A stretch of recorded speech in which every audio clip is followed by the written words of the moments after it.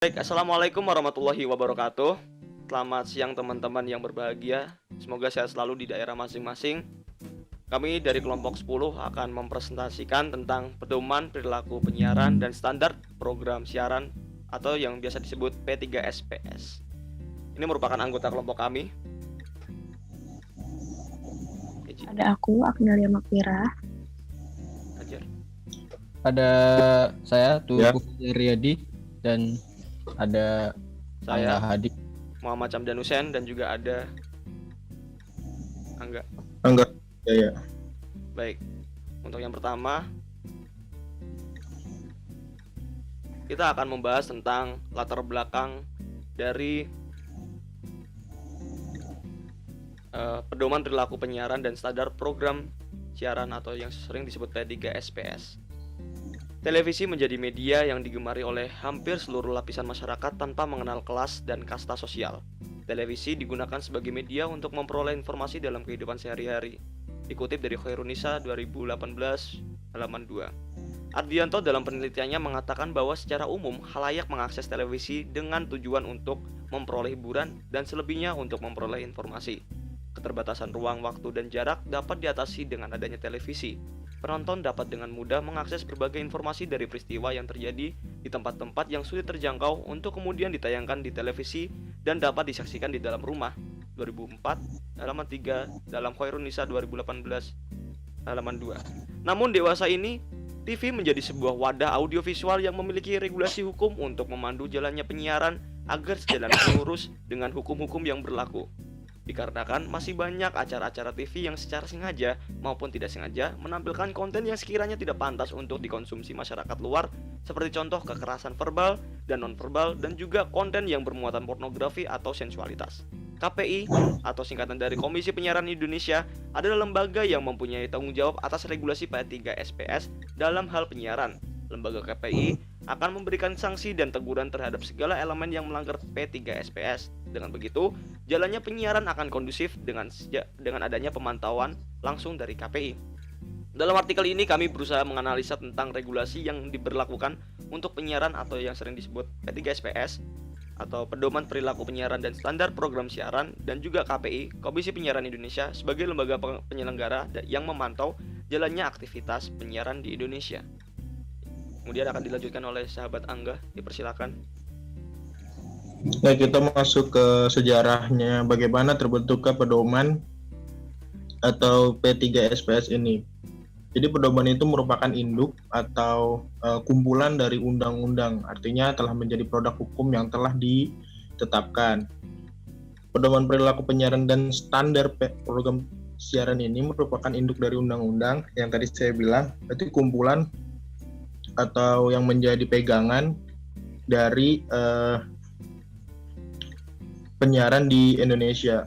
Jadi Komisi Penyiaran Indonesia sebagai lembaga independen yang mengelola sistem penyiaran yang kemudian membentuk P3SPS dari konsekuensi adanya Undang-Undang Nomor 32 Tahun 2002 tentang penyiaran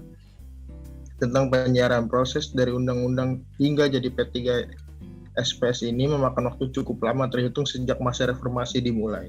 Sebelum adanya pedoman tersebut, regulasi penyiaran bertumpu pada Undang-Undang Nomor 24 Tahun 1997 yang menandakan bahwa sistem penyiaran pada masa itu merupakan bagian dari instrumen dari pemerintah dan katakanlah kekuasaannya ada pada kepentingan pemerintah.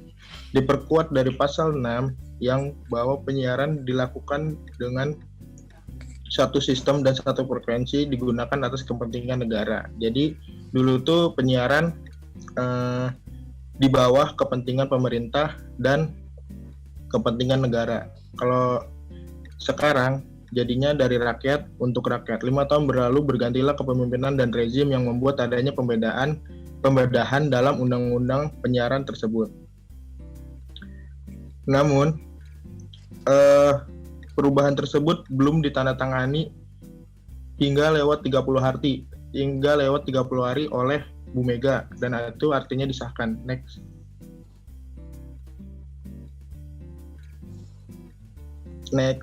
Udah. Nah, setelah lembaga dibangun, lalu semakin berjalannya waktu dan undang-undang penyiaran yang ada, kemudian pada tahun 2004 dibuatlah pedoman perilaku penyiaran dan standar program siaran yang sekarang menjadi pedoman untuk aturan-aturan atau undang-undang yang berlaku untuk penyiaran di Indonesia.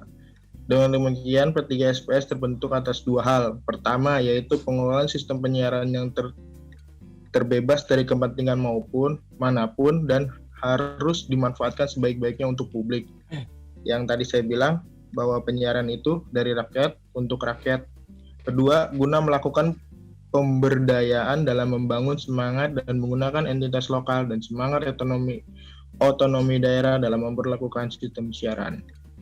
Lanjut fungsi oleh Fajar. Fajar, dipersilakan. Oke, berikut adalah fungsi dari P3SPS. Terdapat 5 fungsi, yaitu pertama menetapkan standar program siaran, kedua menyusun peraturan dan menetapkan pedoman perilaku penyiaran, ketiga mengawasi pelaksanaan peraturan dan pedoman perilaku penyiaran serta standar program siaran, keempat memberikan sanksi terhadap pelanggaran peraturan dan pedoman perilaku penyiaran serta standar program siaran. Dan yang terakhir, melakukan koordinasi atau kerjasama dengan pemerintah, lembaga penyiaran, dan masyarakat. Oke, selanjutnya. Nah, berikut terdapat ada kelebihan dari regulasi P3SPS. Yang pertama, terdapat undang-undang yang melakukan pengawasan terhadap lembaga penyiaran seperti Undang-Undang Nomor 32 Tahun 2002 tentang penyiaran yang berisi tentang penyiaran televisi swasta maupun penyiaran publik wajib memuat sekurang-kurangnya 60% yang berasal dari dalam negeri. Isi siaran wajib memberikan perlindungan dan pemberdayaan kepada khalayak khusus, yaitu anak-anak dan remaja. Serta lembaga penyiaran wajib mencantumkan atau menyebutkan klasifikasi khalayak sesuai dengan isi siaran. Kedua, peraturan pemerintah nomor 11 tahun 2005. Ketiga, peraturan pemerintah nomor 49 tahun 2005. Keempat, peraturan pemerintah nomor 50 tahun 2005. Ke-5, peraturan pemerintah nomor 51 tahun 2005.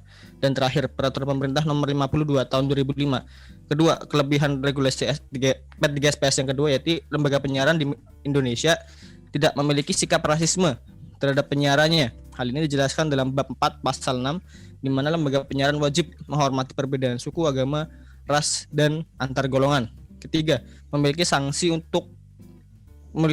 bagi yang melanggar peraturan penyiaran. Terdapat beberapa sanksi tertulis yang dibuat bagi pelanggar. Sanksi bisa berupa teguran, program siaran, atau bisa juga pemberhentian program siaran. Yang keempat yaitu transparansi publik. Ini dijelaskan dalam pasal 77 ayat 2 yang berisi tentang bila KPI menemukan pelanggaran yang dilakukan oleh lembaga penyiaran, KPI akan mengumumkan pelanggaran tersebut kepada publik. Next.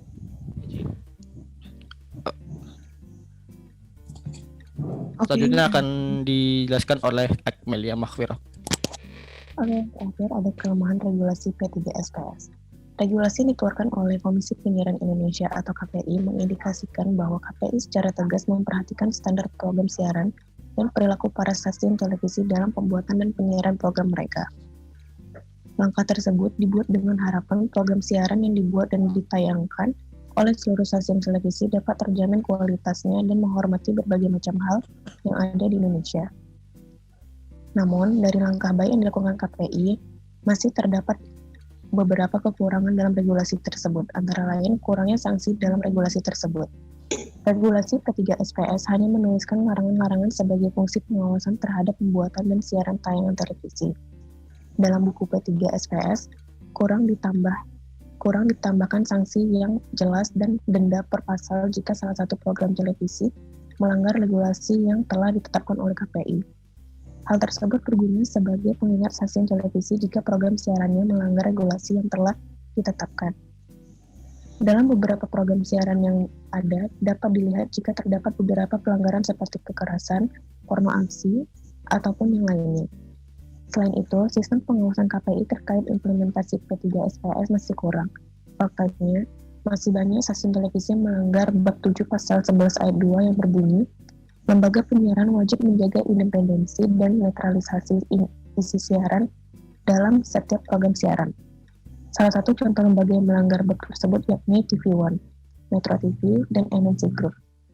Dalam beberapa tayangannya terdapat unsur-unsur politik di dalamnya, seperti MNC Group yang menayangkan Mars Perindo dan beberapa berita terkait Partai Perindo. Selain pengawasan terhadap independensi stasiun televisi dan program siarannya, KPI juga kurang melakukan pengawasan terkait hak privasi orang. Terbukti dalam beberapa siaran seperti gosip ataupun pertanyaan yang dilontarkan kepada bintang tamu menyinggung hak privasi orang.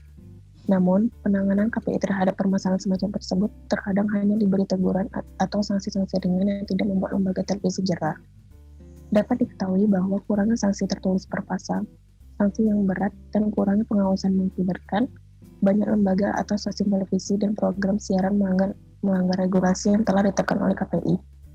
Penambahan sanksi tertulis dan perbaikan sistem pengawasan terkait regulasi ini sangat penting dalam rangka mewujudkan siaran yang bermoral, baik dan berkualitas. Sekian dari kelompok kami. Terima kasih. Terima kasih semuanya. Assalamualaikum warahmatullahi wabarakatuh. Waalaikumsalam warahmatullahi wabarakatuh.